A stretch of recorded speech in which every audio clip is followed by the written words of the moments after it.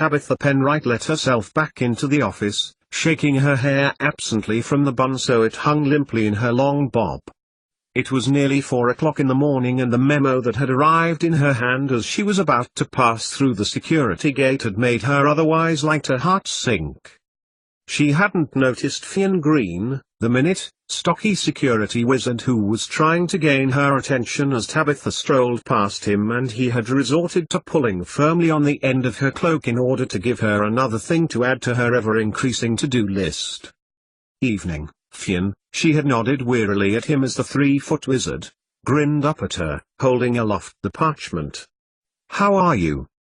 "'S all fine air," Fionn had replied, continuing to grin before proceeding to engage her in the minutiae of his security shift that had begun just over 2 hours previously and had taken Tabitha all the will she had still remaining to eventually back out of the monologue. Crossing over to her desk, she glanced at the clock on the wall. Almost 4 in the morning, she noted, as the sundial-shaped cogs began to lock into place. The middle of the night, Tabitha thought to herself as her eyes caught the outer circular rim. As if she didn't know that, with the work she had to do in these recent months, she had barely had time to notice what daylight actually was. And the ironic thing she realized, 4 hours into a Saturday morning, was that she had actually managed to arrange a day's leave. But now, crossing to her desk, a shadow crossed Tabitha's heart as fancied thoughts of shopping in the brightly decorated Wizard Street began to melt away and replaced with ones of work. She knew Dolores wanted to make a good impression with the investigation and that she, Tabitha, would have some questions to answer if it wasn't done. Tabitha let go of the letter above her desk and watched it flutter down onto the polished wood before walking round it, pulling out the chair that she had tucked under it with satisfaction not half an hour ago and sitting on. Well, she thought resignedly, if she worked systematically there was a chance she would be out of there by late morning. And it would at least give her the opportunity to read through the weighty curriculum that she would have to teach at Hogwarts. Not that she had a clue about teaching. But it didn't look that complicated. All you had to do was write out the material and mark it. They didn't seem to have to know too much for the exam in any case, and it was nearly all theory. Looking back at the letter, Tabitha waved her wand in the direction of the filing cabinets again, enchanting over the files that she needed from the A section, watching them fly in an ordered fashion, like a train pulling concertinaed cardboard carriages, chugging through the dimly lit office before arriving in a pile on the desk. And, further to that, she had also acquired some notes hastily assembled, or so it appeared to Tabitha, and almost entirely incomprehensible, by their former teacher, detailing a vast quantity and wide range of work that the students had already covered in Mole Studies. Tabitha waved her wand again, waiting for the relevant documents to rise up slowly, like toast in a toaster, popping up in slow motion as she considered the abortive attempts that she had gone to in order to locate this Cecilia Frobisher. She had heard that name before too. Tabitha had been taking the minutes of the first senior ministry meeting following the revelation of a secret society run by Albus Dumbledore and had written it down. That was how she had become privy to the information left by the woman and how she had been employed by Dumbledore, as a mole, to teach Mole Studies. So Tabitha had gone about using every means possible since she had discovered what her own role was going to be to contact her.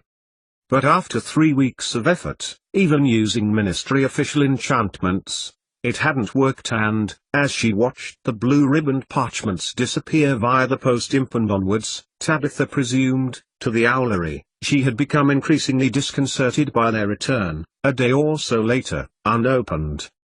Tabitha held her hand above the letter again and watched as the documents that matched the relevant information, words, names and places written in her memo neatly arranged themselves, and Tabitha began to look through them, reading the reports sent to the office buyers as she scanned through to find what she was looking for. Well, she would have to cope with what she knew, and trust that the students knew what they were supposed to be doing. Half an hour later and Tabitha was making progress. 3 files from A and 1 from C had matched the information contained in the memo. As the weighty files from D made their way across the cabinet, Tabitha glanced at the desk to her left and mused at the workload of her colleagues. Vincento would be clocking on in a few hours. On his desk was already a pile of paperwork, delivered in regular intervals overnight, to be filed, catalogued and sorted. "We're not secretaries, we're mysterious." Tabitha could hear him complain. "We solve mysteries." She looked across at Gregor's desk and already files, memos and parchments were beginning to pile up, though perhaps not as quickly as on Vincento's. Perhaps it was because higher up they knew Gregor, an elderly wizard who had seen it all, would only do what was necessary and would only do it his way. Dolores, mused Tabitha, probably had not forgotten her wasted day down here over the incident with the halibut and a jar of Zonko's best boil cream. As the D-files shuffled for a place on her now well-covered desk, Tabitha pondered their new objective. Yes, they were mysterious. Tabitha wanted nothing more than to be down on the floor making progress with her new mystery. But now, until the breaches of secrecy and security that had occurred at Hogwarts a few months ago had been cleared up and the moles involved had been befuddled. And she herself had finished teaching mole studies at Hogwarts, she knew, sadly, that it was on hold. As the fruitless D section returned back to its drawer to be replaced with E, Tabitha's mind drifted to the memo and its contents. To her, just another list of things to do. Another task. But, she supposed, of importance to them. In its own way a mystery, at least to wizards. If she looked at it that way, Tabitha was sure she could get through it and through her teaching at Hogwarts. So she alone, it would seem, must speak to each of these moles who knew, one way or another, of the magic world and collect information about science before befuddling them. The thin E-file whizzed through the air as the clock on the wall behind her marked the existence of 5 a.m. and Tabitha watched as the contents began to rise from the cardboard dividers even before it had come to rest on her desk before glancing at the memo again. At the top of the list, the mole causing all the other paperwork. The mole Tabitha had been trying to contact about her teaching. And she had something to do with science as well. Reading through the memo again, Tabitha's eyes fell on the postscript as 3 documents slid themselves up from the file and added themselves to the growing pile on her desk, and her heart began to sink. As your timetable at Hogwarts will be relatively empty, your spare time can be used to find out about as much mole science and Cecilia Frobisher as you can. But, how am I supposed to do that? Tabitha thought gloomily as F made its way across the office. I don't know anything about mole science, except for what Robert used to talk about, and even then, it was barely comprehensible. Well, it would seem, Dolores Umbridge had managed to answer that for her. Maybe, she suggested, more would be revealed from the official hearing that was to be held tomorrow before the Grand Wizengamot from the evidence that Dumbledore himself would present, for Tabitha had been selected as the Department of Mysteries representative. Sighing, she looked back from the memo to the F-file, which seemed to positively ripe with relevant documents as they rippled out of their bindings and stacked themselves in a separate pile next to the others. But whatever Dumbledore said, thought Tabitha, how she was supposed to go about finding someone where the letters she had sent to her had all been returned unopened. If even with the power of the Ministry had eluded the detection of her, what chance did she have? If only she could bring these doubts to her boss. But Tabitha knew what Dolores would say. Indeed, she'd said as much when she'd informed her of her role as teacher at Hogwarts, scoffing at Dumbledore's foolishness with regard to mole studies by his making it an examinable subject and how he was sure to get his comeuppance before the Wizengamot. Looking back at the list, Tabitha rolled her eyes. 18 moles in just this one geographical location with connections ranging from their knowledge of the wizard world because their children received their letters for Hogwarts through to the most wanted mole, Mrs. Cecilia Frobisher. And, Tabitha pondered, this would just be the start. These ones were just in a small section of the northwest of England. Other ministry officials would be doing similar things in the near future. She was certain. But I suppose it's just as well, she thought as she raised her wand, returning the nearly empty F-file back to its location in the second drawer down of the first filing cabinet. Security must be done. The ministry had been made to seem foolish and needed to be seen to be doing something this time. And so, Tabitha Penwright resigned herself to her imminent fate. As the files continued to sort themselves through, she slowly unfolded a mapping parchment and began plot the information from the documents that had hitherto been sorted. The parchment transformed itself into an outline map of the British Isles, and she flicked her wand from the list to the map to begin the process. It would take about 3 hours for the information to transplant itself under the plotting charm, and Tabitha would have to regularly check the information for accuracy. Slowly, Tabitha leaned back in her chair and opened up the Mole Studies curriculum. Part 1, she read. Moles and their identification. Tabitha looked from the subtitle page and at the wood paneling on the back of the office door. How to spot non-magical people, she thought, as her gaze swept slowly across to the other, the one that led downstairs. They can't do magic, for one thing, Tabitha thought absently as she traced the engraved image of 2 question marks on the door with her eyes.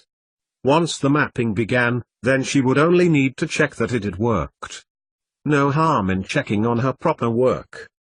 88,888,888. Cecilia awoke dreamily as the early morning sunlight invaded the room. Shafts of light glanced through the blinds and illuminated the bedspread, picking out part of the dark red poppies that were scattered, as if real, on the bed covers. Cecilia turned over slowly to her left, watching the rise and fall of the poppy print before resting her sleepy eyes on her soon-to-be husband as he lay with his back to her, his right arm moving rhythmically as he breathed. Slowly, Cecilia crept her right arm over him, nestling her chin by his shoulder as she allowed herself some time to wake up. He seems well. No new scars. Opening her eyes, Cecilia analyzed Remus's back, whereupon he usually endured inflictions in his usual werewolf form. Nothing seemed to be fresh and new, although his breathing seemed a little labored. Well, a good long rest will do him good, thought Cecilia as she closed her eyes again and, looping her arm around him a little tighter, her thoughts drifted to her jobs that day. Saturday morning and it was sunny. She could get some washing done. But first. The next batch of potion. Number 30. She needed to estimate the ingredients and make up a rough base. And then there was the secret research that she intended to do on her own. She needed to read through the beautifully detailed notes again. Work out how the moon played a part in his chronic illness.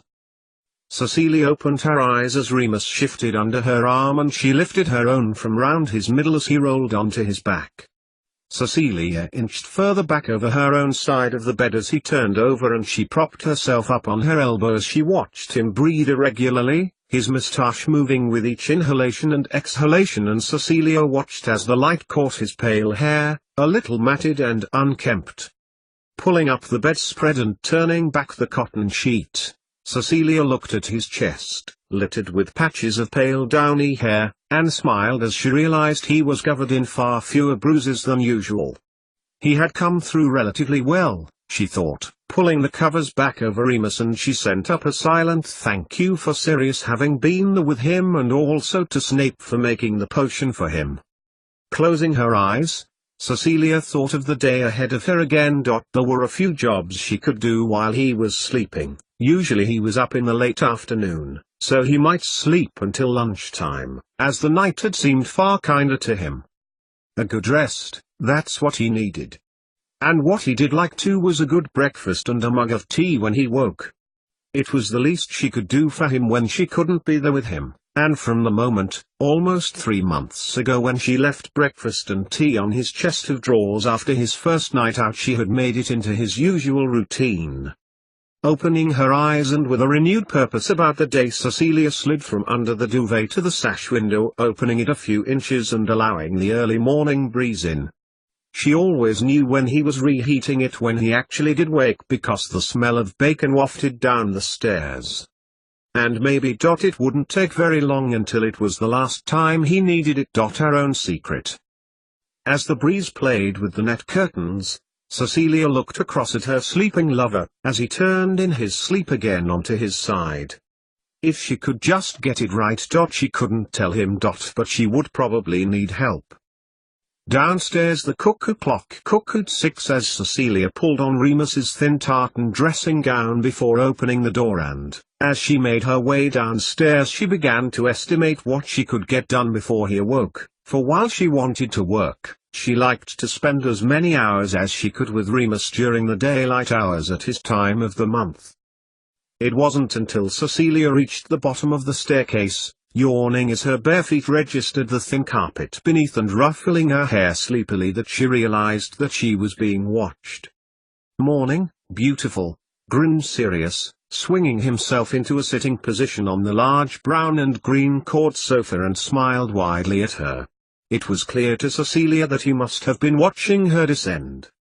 "Oh, very funny," Cecilia smiled back, hoping the sarcasm in her voice was enough to hide the uncomfortable feeling that was beginning to well in her stomach, and she pulled the belt of the dressing gown tight around her waist.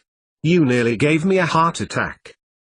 "Well, good morning," repeated Sirius, pulling himself forward on the sofa and ruffling his messy dark hair into a messier style, and Cecilia felt herself begin to blush at his unexpected presence in her living room. "I hope the stairs here haven't suffered from your elephantine impressions," he added, folding his arms behind his head and continuing to grin. Cecilia began, confusion and outrage vying for prime emotion as her subconscious rewound to her time with him at the Shrieking Shack on the night of Voldemort's return, and she felt herself tense. "Don't forget, I carried you a mile back to Hogwarts a few months ago," he added, watching her face grow redder in embarrassment. "I should know," he added cheekily. "A valid comment," replied Cecilia, determined to wrest control of the conversation from Sirius, who appeared to be endeavoring to wind her up for some reason. "Remus is still asleep," she added, glancing up the stairs and back towards their bedroom door. "Do you want me to wake him?" Putting her hand on the end of the staircase, Cecilia made to return back upstairs, but Sirius shook his head. "No, let him sleep," replied Sirius, smiling back at Cecilia. "Last night, we Don't tell me," interrupted Cecilia quickly. "Whatever you got up to, I'm sure I don't want to know." She took a step towards Sirius. "But I am very glad you were with him," she added, smiling gratefully. "And did you see the lunar eclipse?" she added, walking past Sirius and towards the kitchen. "They mentioned it on the radio. They said it was the middle of the night. Any good?" "Spectacular," replied Sirius dolefully as he got to his feet and followed Cecilia into the kitchen, holding open the wood-paneled door, propping it open with his arm, and he watched her make her way towards the stove as he stood in the doorframe. Glowed deep red. "Yes," continued Cecilia, pulling the belt of the dressing gown tighter again and ignoring the coldness of the flagstone floor on her feet. "The red's from the interaction with Earth's atmosphere, where the light of the moon bounces off the Earth.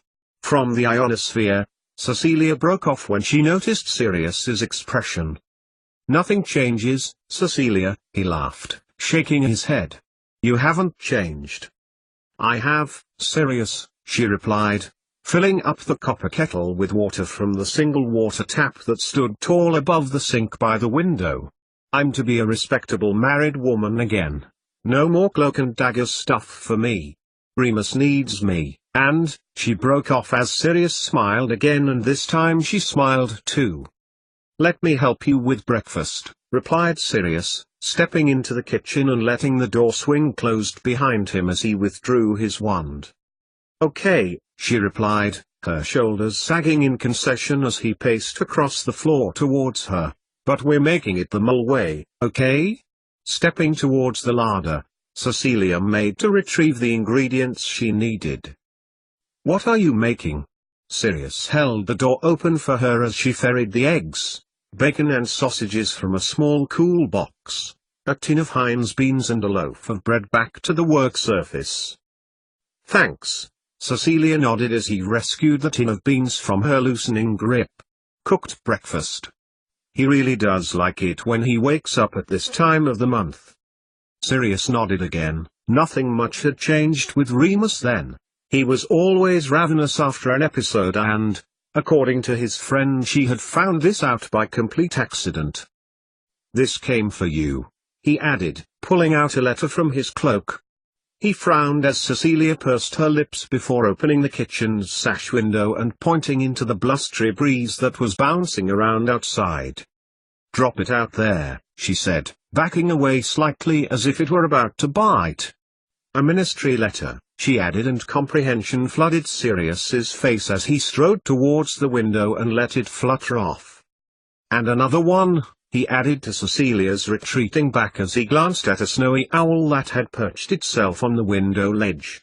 Looks like Hedwig, he added, untying the letter and tossing it onto the worktop before leaning out and caressing the bird's feathers. Cecilia turned and walked back over to Sirius, and he glanced between her and the letter. Hermione, she said vaguely as she popped open the envelope and glanced over her reply. As if the girl didn't have enough to do with her OWLs almost upon her that she could reply to Cecilia a day after she had returned the next set of challenges to her via Snape. She continued to read, walking back towards the stove, and was only interrupted with the flapping of wings from outside the window. So, are you doing breakfast? Asked Sirius, closing the window once Harry's owl had departed, and Cecilia looked at him, frowning. What are you doing here, Sirius? I'm sure it's not just because of my culinary skills. Cecilia pushed Hermione's letter into Remus's dressing gown pocket and reached under the sink and handed Sirius a frying pan, and she tried not to let her defensiveness show in her voice as Sirius hopped off the worktop, taking it from her and grinning lazily. On the contrary, I feel magic-prepared breakfasts are far superior. His expression softened. You seem to be coping here well, he added, glancing round the kitchen. Good that Remus's grandmother was a mole-born, else you might have been a bit stuck. I'm sure I would have coped, replied Cecilia, opening up a pack of sausages before handing them to Sirius. You do what you can to survive. To Cecilia's astonishment, Sirius lowered his head and nodded slowly. All shut up after friends and family are gone, doing what you need to survive. He placed the pan on the iron grid on the stove, taking the sunflower oil that Cecilia was holding. I chose to be here, and I'm free to do as I wish, not like you were. I have to admit, Sirius, I would not have liked to be you. Cecilia smiled kindly, and Sirius smiled back. I spoke to Snape last night about the wolfsbane and that you'd asked him to make it, he nodded, warming up the oil in the pan by waving his hand across it as Cecilia turned to get the bacon. Cecilia turned back and handed it to him, smiling. So, you and Severus? She prompted, before reaching down to light the elderly grill that resided underneath the stove's hob before handing Sirius a spatula with which to turn the sausages. We appear to have found some common ground. We have you to thank for that, he finished, smiling at her, and Cecilia felt herself blush like a teenager. For everything. It's a shame you decided not to go to the meeting last night, he added as she placed the kettle on the stove. I get the feeling Dumbledore wouldn't have been able to get through as much of the agenda if I were there, she replied, a slight bitterness entering her voice, and she noticed Sirius's expression change into one of incomprehension. A bit like a china doll you don't want to break, she added, staring pointedly at Sirius and pausing in her task of setting the crockery for the tea. Like I was allowed to come away with Remus here because of my remoteness. Cecilia looked away and at the set of flying seagulls that appeared to have been adhered to the wall decades ago. My work is valuable. And so are you. There's more than one person who would have died if you hadn't pulled through. Cecilia stopped dead as she felt his words in her left ear. No, not in her left ear. It was as if his words had appeared in her mind without having to go through the inconvenient process of passing through her ears. Cecilia turned quickly and, as she did so, Sirius looked up from the frying pan and smiled at her. "Sorry?" Cecilia shook her head, as if trying to dislodge an errant bee that had meandered into her ear, and looked at Sirius in confusion. "I said, are these done? I can't tell you no, because someone told me we had to cook this the Mole way." He took a step back as Cecilia glanced between him and the sausages. "Yes," she nodded. "Now, put them on one of those plates, and then in the oven. Then, put some more oil in the pan for the bacon." Sirius glanced at her before doing what she said, shaking his head in disbelief. "We could saved all this trouble by letting me magic the breakfast," he grumbled as he opened the oven to slide in the plate. "If I were you, I'd just wait until Remus got home and get him to do the jobs, Cecilia. It'd be less of a strain, and you'd be able to spend more time on your research." Cecilia turned from watching the steam curl from the kettle's short spout and looked at him in horror. "And why should I do that when I can do it just as easily? I might be magicless, but I'm not useless. Remus has got a lot to do, and—" "You're not a china doll," finished Sirius, glancing at her sideways. "Here just doesn't seem like you're seen, Cecilia," he added, and Cecilia put down the kettle that had just boiled that she was about to pour into an old-fashioned stainless steel teapot heavily onto the iron grid above the stove. "Sirius, I would be anywhere if I was with him. I wouldn't care if here was the back of beyond, or if we were living on the streets. I love him. I'd do anything for him. Go with him anywhere."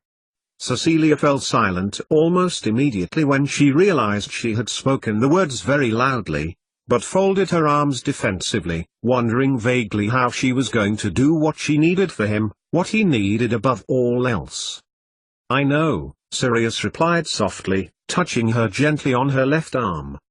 "Moony feels the same. He told me last night. But he is protective of you. I don't think you'll deter that in him." "It's his condition," he qualified sheepishly. Cecilia nodded slowly before turning from Sirius and pouring the tea. "So," Sirius continued conversationally as the bacon in the frying pan crackled and spat, "are you missing Hogwarts? Are you wishing you were back there, or happy to be away?" "It'd be useful to be there," replied Cecilia carefully, filling up the teapot with boiling water before putting the rest of the boiling water into a small pan. "And I do miss teaching. But I'm happy here.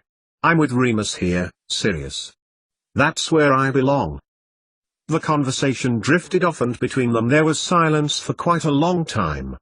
Inspired by the fate of the sausages, Sirius plated up the bacon rashers and put them into the oven before locating the cutlery in a nearby drawer and laid 2 places on the table.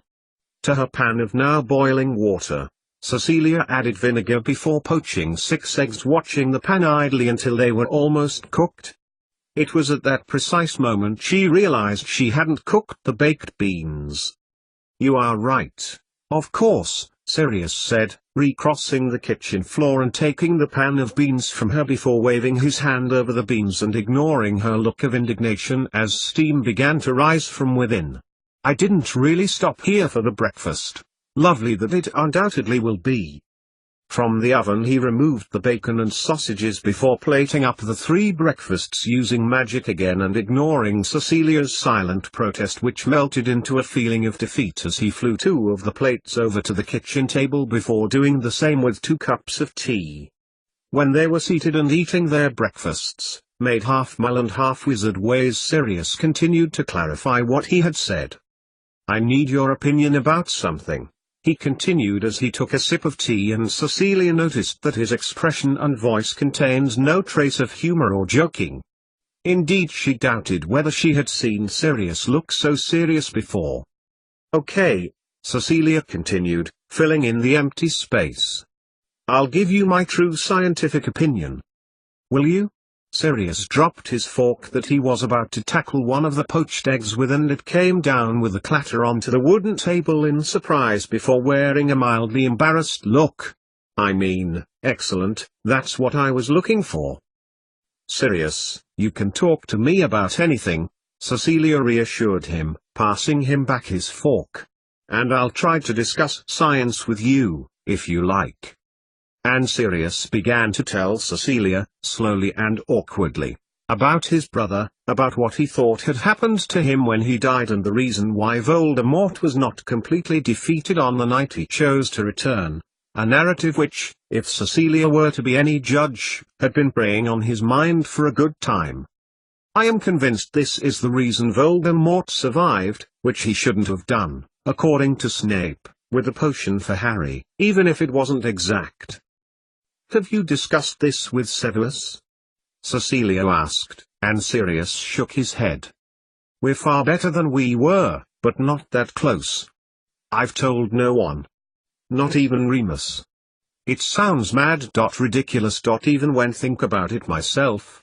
Sirius pushed away his plate, his breakfast half finished, but, by the sound of his voice, Cecilia could tell he was too wound up to eat, and it took a good 20 minutes for Sirius to explain to her each individual point in case she wasn't clear. And from what Sirius was telling her seemed to go like this. Regulus, Sirius's brother, had attempted to contact him when he realized his mistake over Henrietta, that Sirius hadn't been literal in his meaning of wishing to remove her from his life. He tried to make amends with Sirius and vowed to break off all contact with Voldemort and return to a good life. But unfortunately, the vow he had taken to serve Voldemort somehow alerted the terrible wizard to Regulus's betrayal, and he tracked him down, tortured and killed him. Well, almost killed him. Voldemort's attempted murder of Regulus Black was interrupted by the arrival of Ministry errors who Sirius had alerted, having told them of his brother's crimes and his remorse. Interrupting Voldemort, the wizard fled and the errors took Regulus into custody, and he survived long enough to confirm what Sirius had told them. And when prisoners die in custody, assuming they aren't in Azkaban, their soul becomes the Ministry's property. Sirius continued to look urgently at Cecilia, holding her gaze fiercely as he spoke. Their memories are kept for all time in the Ministry building. But what if? Voldemort left a bit of his soul in Regulus for protection, knowing that, if he were taken by the Ministry, he would never be defeated, no matter what we did. That's Horcruxes. Horcruxes?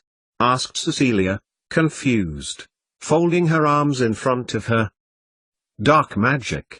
When a wizard, Sirius broke off, ruffling his hair distractedly as Cecilia stared at him expectantly, and he sighed outwardly.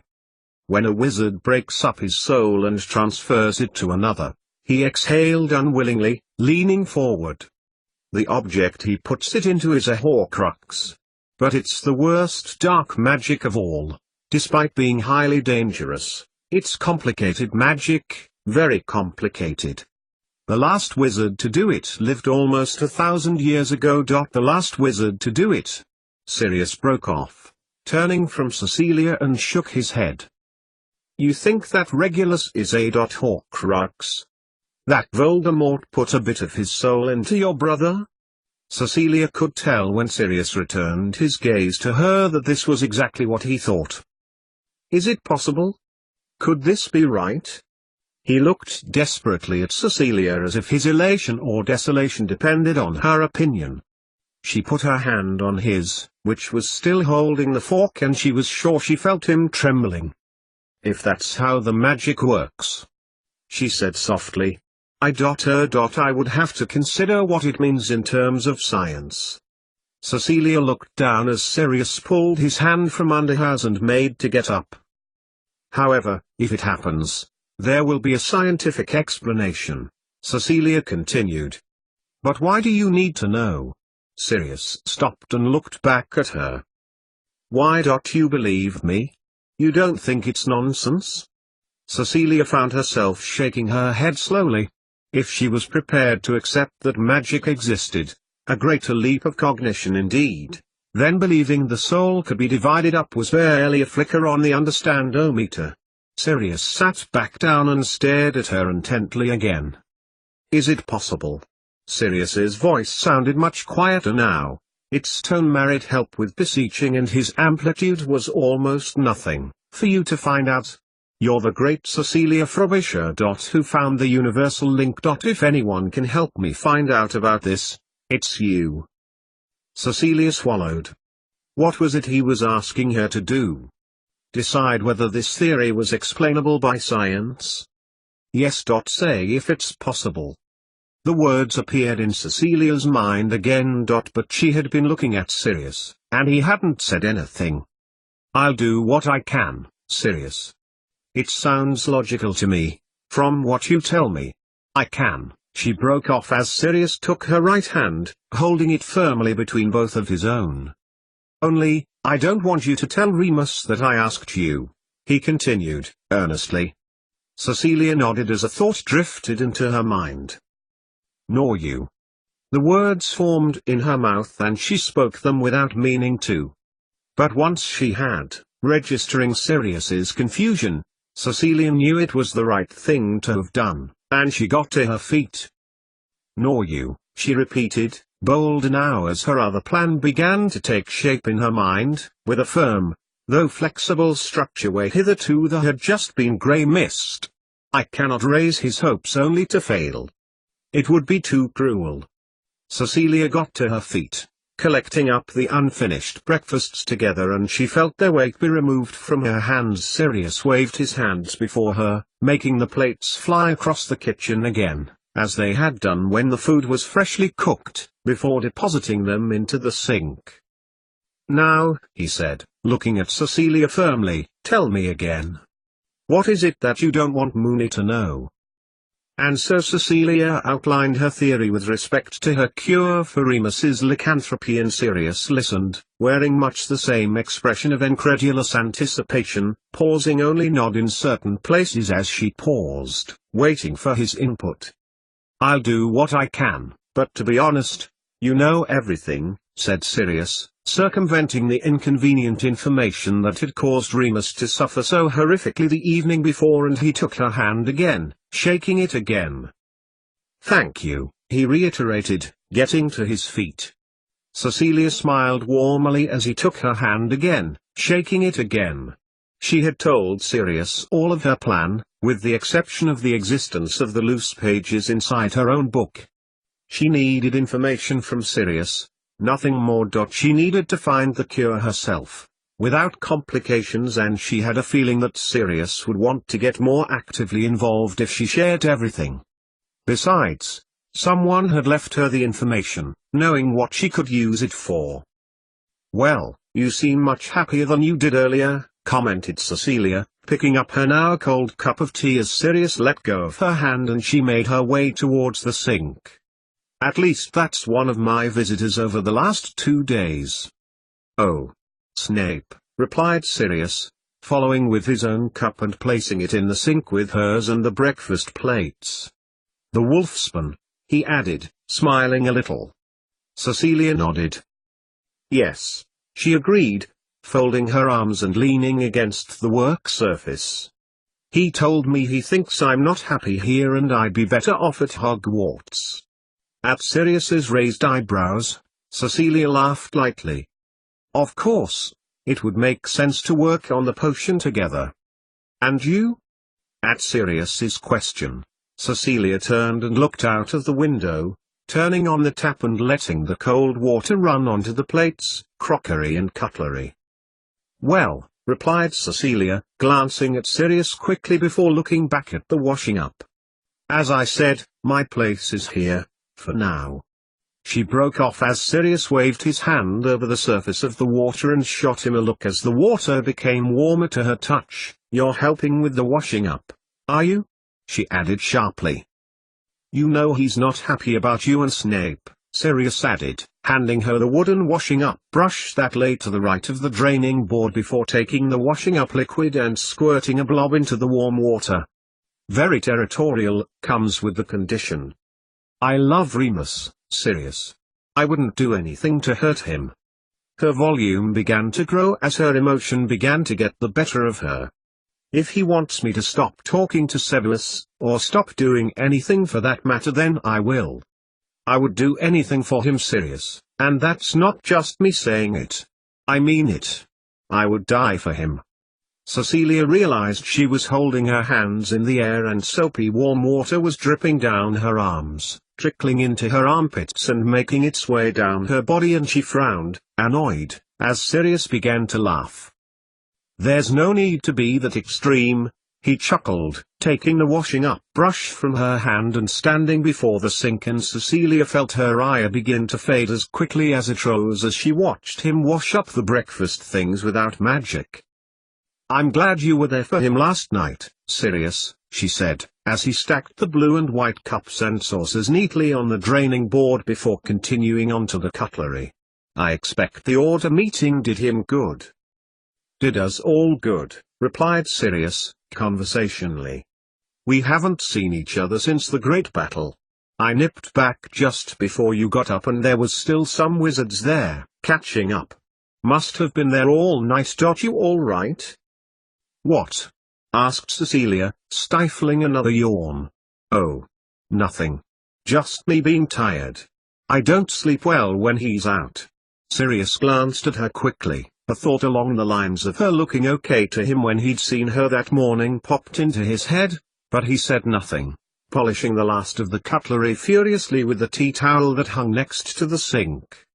"Right," continued Sirius, a few moments later. "I've got to get off. Better see if any of the order are still there. Can you tell him goodbye for me?" Cecilia nodded and felt herself blush as he kissed her on the cheek before taking a step back and disapparating.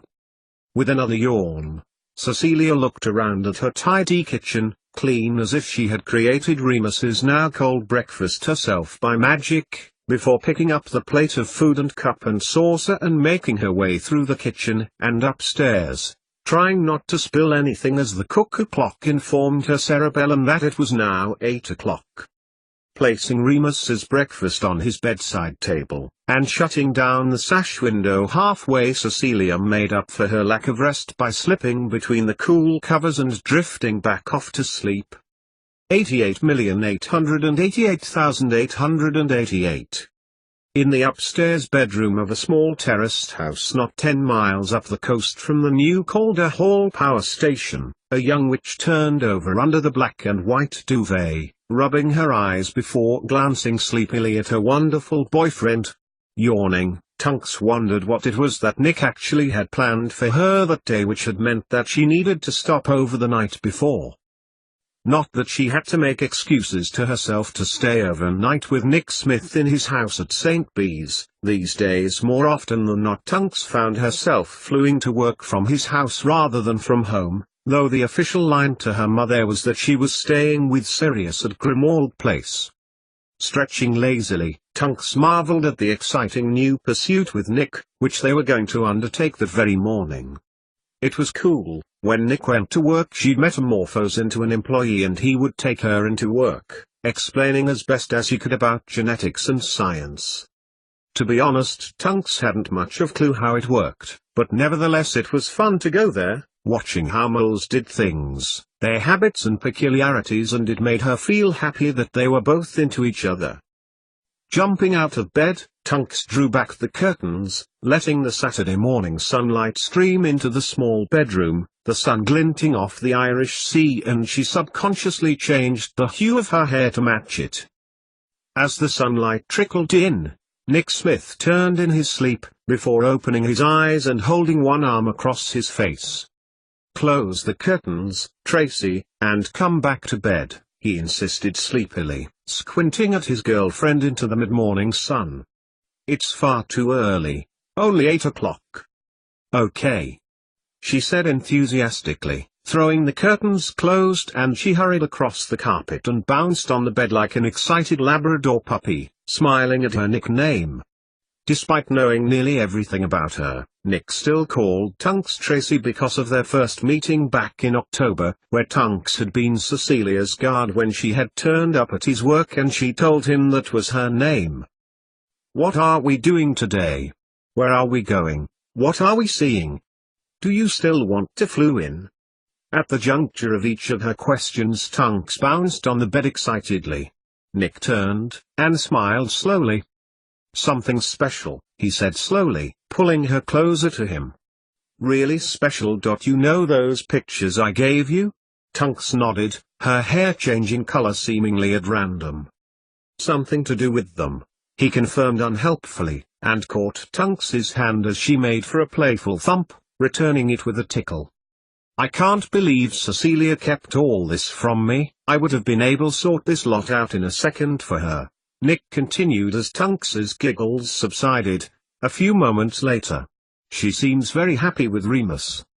"I would be more upset about my family and friends," said Tunks, her tone changing from light playfulness to sobriety, and she looked across to Nick as he held her in his arms. "She is," he replied wistfully, "in her own way. Now," he added, changing the subject sharply, "we don't have to leave for another hour, if we're fluing." He leaned over and kissed her gently on the forehead. "Any ideas, Tracy Tunks, as to how we could spend the time unprofitably?"